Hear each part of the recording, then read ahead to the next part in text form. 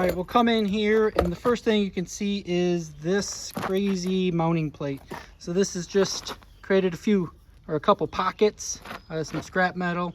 I did it right on the existing mounting plate. I figured it's mine, I can do it.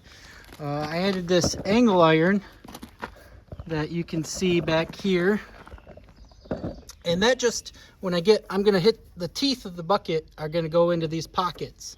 And then this angle iron, because the bucket has, the teeth are at an angle, these kind of just help to give me a bearing surface against the bottom of the bucket. And then I can get in there, grab it, and no problem, pick it up.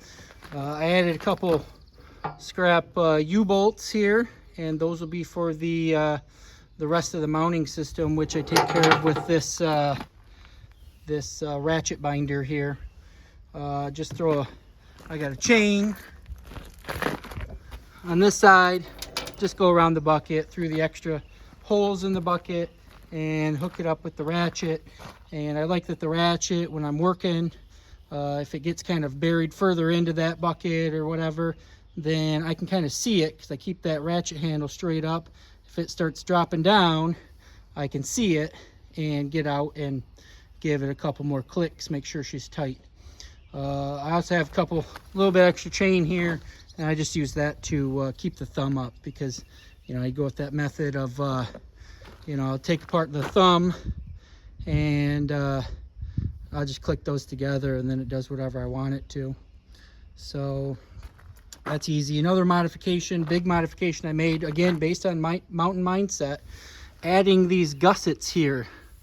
I got rid of that motor housing because you had to get to the motor housing, to get to this line, or to just clear out debris down here, you have to actually remove this line. I think you have to remove that one as well, and who cares about that? I'm not plowing in brush and getting crazy, but it does allow me to keep this nice and clean and no debris building up and causing rot or whatever beneath the motor.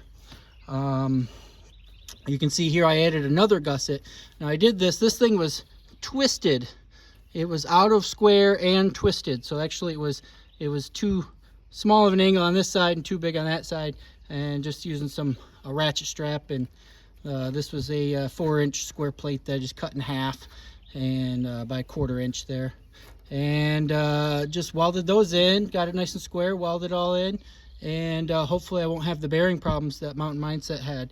I did get rid of there was like a hokey rubber guard down here. I don't need that. He showed that it just rips.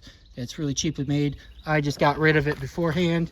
And there was also on this side, there was like these plate deflector things down here. I had left those, but it's just like a bunch of plates on a rod, and I caught it on something almost immediately, bent it, and just threw that in the truck and said goodbye.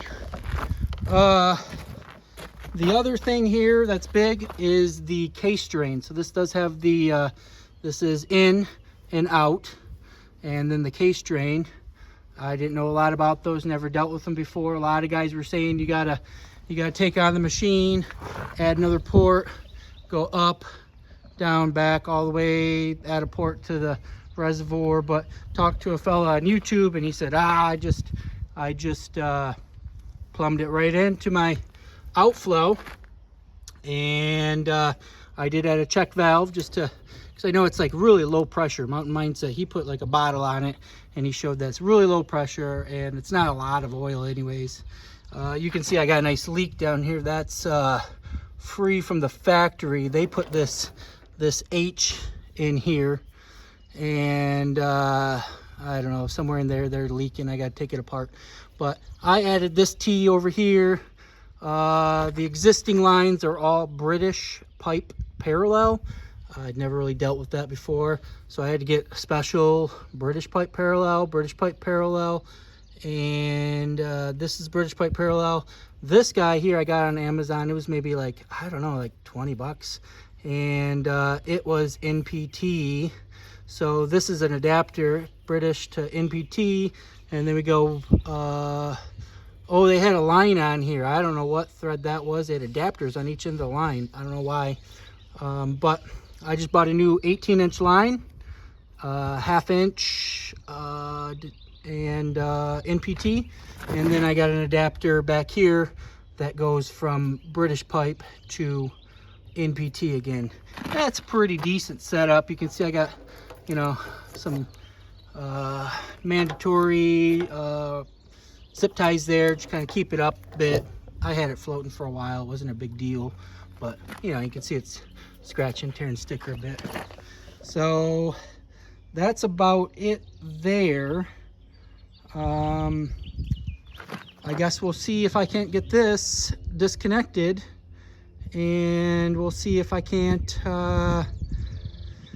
They do get a lot of pressure on these, and I had to build a little pressure relief tool. I just ordered an extra set of male and female couplings, and then removed the guts, and I put a bolt on the back side, so maybe I'll show that here.